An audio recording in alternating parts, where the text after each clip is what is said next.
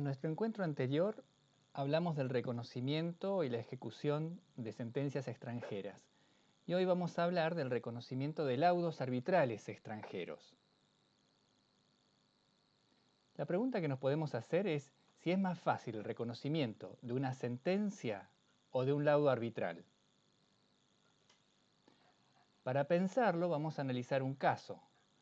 El caso Reef Exploration lo tienen disponible en la página 64 del documento Casos.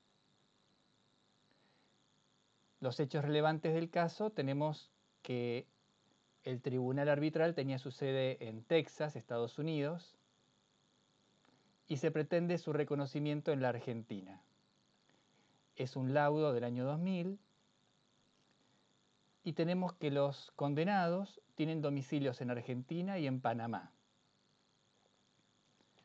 La actora, quien pretende la ejecución del laudo en la Argentina, invoca como aplicable la Convención de Nueva York de 1958, en tanto que la parte demandada, contra quien se pretende la ejecución del laudo, invoca la aplicación de la Convención Interamericana de Arbitraje, la CIDIP I de arbitraje. La demandada afirma que aplicando la CIDIP debieran aplicarse las normas procesales argentinas, en tanto que la demandada había iniciado una acción de amparo en la Argentina y obteniendo un pronunciamiento del tribunal argentino que se declaró competente y exhortó al tribunal arbitral a inhibirse. Vamos a analizar las fuentes normativas que podrían aplicarse a este caso de un reconocimiento de un laudo arbitral extranjero. En primer lugar, vemos como posiblemente aplicables la Convención de Nueva York, la Convención Interamericana, y vemos que hay varios tratados. Acá aparecen los tratados de Derecho Procesal Internacional de Montevideo de 1889 y 1940, que además del reconocimiento de sentencias también contemplan el reconocimiento de laudos arbitrales. También vemos la Convención Interamericana sobre Eficacia Extraterritorial de las Sentencias, que analizamos el otro día para el reconocimiento de una sentencia, que también en su ámbito de aplicación material contempla el reconocimiento de laudos arbitrales. Luego vemos una serie de reglamentos de instituciones administradoras de arbitrajes. Vemos un reglamento de un CITRAL, por un lado, vemos el reglamento de la Cámara de Comercio Internacional, el reglamento de la CIAC, de la Comisión Interamericana de Arbitraje Comercial, en fin, varios reglamentos de arbitrajes. Y vemos también otras fuentes normativas en el ámbito del Mercosur, el protocolo de las leñas, que además del reconocimiento de sentencias también contempla el reconocimiento de laudos arbitrales. Aparece el protocolo de Buenos Aires, recordemos que habilitaba la posibilidad de pactar jurisdicción y también de la jurisdicción arbitral. Y luego algunos convenios bilaterales, con Brasil, con Francia, con la Federación Rusa. En caso que ninguna de estas fuentes normativas resultara aplicable, también aparece como posiblemente aplicable la flamante Ley de Arbitraje Comercial Internacional en la fuente interna. En este caso que estamos analizando, se invocaban la aplicación de la Convención de Nueva York y de la CIDIP I de arbitraje. Vamos a analizar la primera. Vemos que es una convención nacida en las Naciones Unidas, en un CITRAL, la Comisión de las Naciones Unidas para el Derecho Mercantil Internacional, de la cual Argentina es parte, y los Estados Unidos también, junto con otros 160 países. Ven que es una convención prácticamente universal.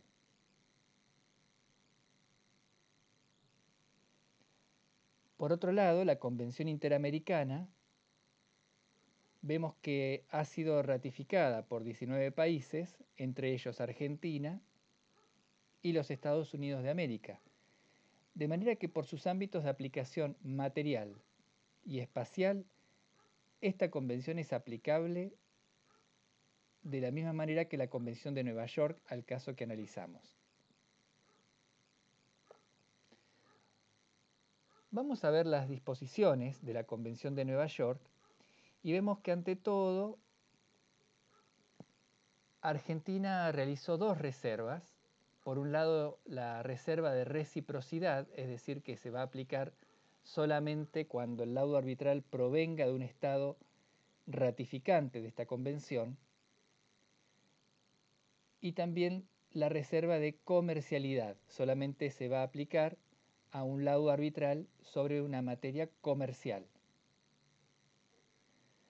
Pero lo que reviste interés en este caso es el artículo 7º, que si ustedes lo leen con atención, van a poder ver de qué tipo de norma se trata, qué finalidad tiene esta norma que estamos analizando.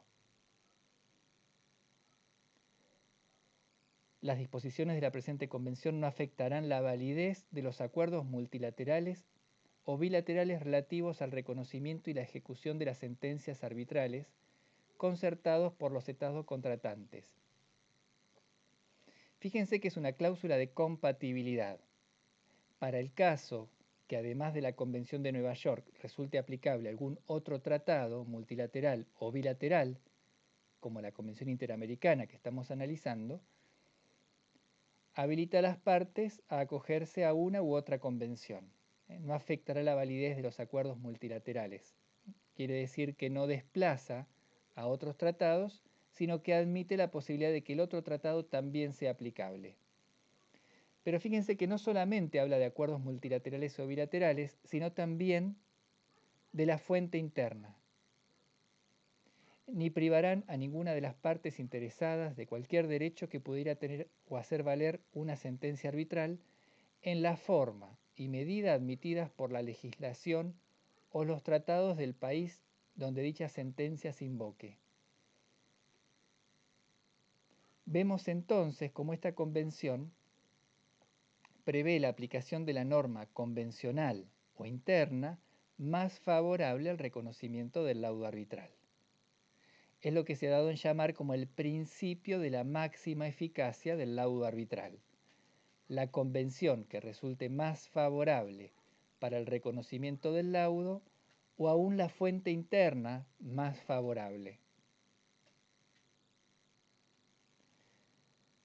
Bueno, pasando a analizar los argumentos de las partes, vemos que la parte demandada pretendía que por la aplicación de la CIDIP de arbitraje, artículo 4, debían no aplicarse las normas de la Convención de Nueva York, sino las normas procesales de fuente interna, del Código Procesal Civil y Comercial. Pero fíjense que el artículo 4 se refiere a las normas procesales, al procedimiento que debe seguirse para la ejecución del laudo,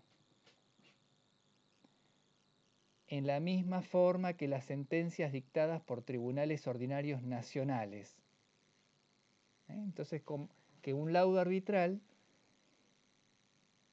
va a poder procurarse su reconocimiento o ejecución en la misma forma que una sentencia dictada por un tribunal ordinario nacional. Se refiere a las normas procesales del país donde se ejecutan. El procedimiento de la ejecución, su trámite, está arreglado efectivamente por el artículo 518 del Código Procesal Civil y Comercial, que establece cuál es el mecanismo por el cual se va a pretender a su reconocimiento. Vemos que se pide ante el juez de primera instancia, se sortea ante la Cámara que corresponda, se asigna un juez de primera instancia y dice que deberá acompañarse el testimonio legalizado y traducido, el testimonio de la sentencia, en este caso el laudo arbitral. Y otros requisitos, bueno, la cosa juzgada, que se haya cumplido con la notificación y se haya garantizado el derecho de defensa. Para el trámite del exequatur, que es el procedimiento que se sigue para el reconocimiento de una sentencia y también de un laudo arbitral, se aplicarán las normas de los incidentes, dice el artículo 518. ¿Cuáles son las normas de los incidentes? Bueno, las encontramos a partir del artículo 180 del mismo Código Procesal. Establece que se da traslado por 5 días a la otra parte y que tiene ese plazo para contestar y ofrecer la prueba. Es decir, es un proceso de conocimiento abreviado. Bueno, ¿para qué? ¿Qué es lo que deberá probar la parte contra la que se intenta el reconocimiento del laudo? Que no se ha cumplido con los requisitos para la admisibilidad, para la procedencia del reconocimiento del laudo. Vamos a ver cuáles son esos requisitos. Bueno, los establecidos precisamente por alguna de las fuentes convencionales que estuvimos analizando. Vemos en la Convención de Nueva York que como presupuesto para el reconocimiento, para un laudo que pueda ser ejecutable en otro país, es que debe tener como antecedente, como presupuesto, un acuerdo escrito, el acuerdo arbitral. Debe presentarse el laudo arbitral para el reconocimiento, junto con el acuerdo arbitral, y los requisitos para que pueda procederse al reconocimiento o ejecución del laudo, fíjese que están en el artículo 5 que empieza diciendo, solo se podrá denegar, quiere decir que no hay otra causal para la denegación del laudo que estos que están mencionados en el artículo 5. Solo se podrá denegar a instancia de parte, quiere decir que la parte contra la cual se invoca el laudo debe probar que no se cumplió con alguno de estos requisitos. Son a su cargo, es a su cargo la prueba de que no se ha cumplido con alguno de estos requisitos. ¿Cuáles son estos requisitos? Bueno, la invalidez del acuerdo arbitral, que el acuerdo arbitral no resulte válido. Y esto es conforme a la ley que las partes hayan establecido como aplicable a su arbitraje, o en defecto de tal acuerdo, del Estado donde tiene su sede el tribunal arbitral. Que se haya cumplido con la notificación y se haya garantizado el derecho de defensa, que el laudo no aborde cuestiones que no hayan sido sometidas por las partes en el acuerdo arbitral, que se haya respetado el procedimiento arbitral, en principio el pactado por las partes o el del Estado donde tiene su sede el tribunal arbitral, que ese laudo esté firme, es decir, que no sea objeto de recurso, es decir, que ya caiga sobre él la autoridad de cosa juzgada. Y las únicas cuestiones de oficio, es decir, que no es necesario que las invoque y la pruebe la parte contra la cual se invoca el fallo, es que el laudo haya recaído sobre materia arbitrable, que la cuestión, el objeto, sea materia arbitrable, y que no se haya afectado el orden público internacional. En ambos casos estamos hablando del derecho del juez al que se pide el reconocimiento, la ejecución del laudo. Comparamos, a ver si tenía asidero, que la parte contra la cual se invocó el laudo solicitara la aplicación de la CIDIP de arbitraje. Vemos que también, artículo primero, es un presupuesto del acuerdo arbitral escrito y que los requisitos son también a solicitud y prueba por la parte contra la cual se invoca el laudo, la demandada, los mismos requisitos que veíamos antes en el artículo 5 de la Convención de Nueva York, los vemos ahora en el artículo 5 de la CIDIP.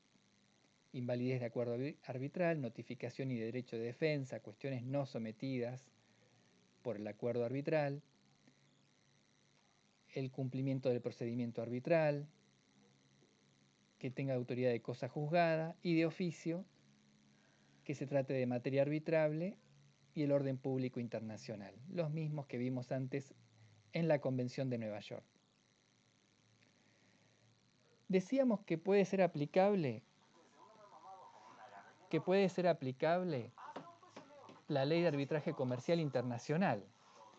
Vimos que la ley de arbitraje comercial internacional también, entre otros aspectos, regula el reconocimiento de un laudo extranjero. También vemos como presupuesto que el acuerdo sea escrito, pero ya vimos, cuando abordamos el arbitraje en la ley de arbitraje comercial internacional, que esto de la forma escrita es bastante flexible, mucho más flexible en la ley de arbitraje comercial internacional que en las fuentes convencionales que antes mencionamos. ¿Qué documentación debe presentarse? También el laudo arbitral, y en este caso da como una facultad que esté traducido. Puede estar traducido. Y los requisitos, así como los veíamos en el artículo 5 de la Convención de Nueva York y en la CIDIP de arbitraje, están en el artículo 104. También son a instancia de la parte contra la cual es invocada, y si esta parte prueba, quiere decir que está a su cargo probar que no se ha cumplido con alguno de estos requisitos. La invalidez del acuerdo arbitral, la notificación y derecho de defensa, que sean cuestiones no sometidas en el acuerdo arbitral, que no se haya respetado el procedimiento arbitral pactado por las partes o el del estado donde tiene su sede el tribunal arbitral, que aún no tenga autoridad de cosa juzgada, y de oficio, que no sea materia arbitrable o el orden público internacional argentino. Vemos que los mismos requisitos son exigidos por las tres fuentes normativas analizadas, las dos fuentes convencionales y nuestra flamante fuente interna. Otras cuestiones curiosas que presenta la ley de arbitraje comercial son las calificaciones para hablar de internacional, la internacionalidad del arbitraje. Y fíjense que es muy amplia la calificación, de manera que prácticamente cualquier arbitraje puede ser considerado internacional. Por un lado, que los estados partes tengan establecimientos en estados diferentes, que las partes del arbitraje tengan establecimientos en estados diferentes. Aunque esto no fuera así, que la sede del arbitraje esté en un estado diferente. Y aunque esto no fuera así, que el lugar de cumplimiento de la obligación esencial esté en un estado diferente. Vemos entonces que es muy amplia la categoría de internacional. Y del mismo modo la categoría de comercial, que es un arbitraje comercial. Básicamente que esté regida por el derecho privado. De manera que es muy amplia también la calificación de arbitraje comercial. Y por último, esto de la forma escrita del acuerdo arbitral, vemos que también en una forma muy amplia se considera escrita cualquier forma en que quede constancia de su contenido. Artículo 15.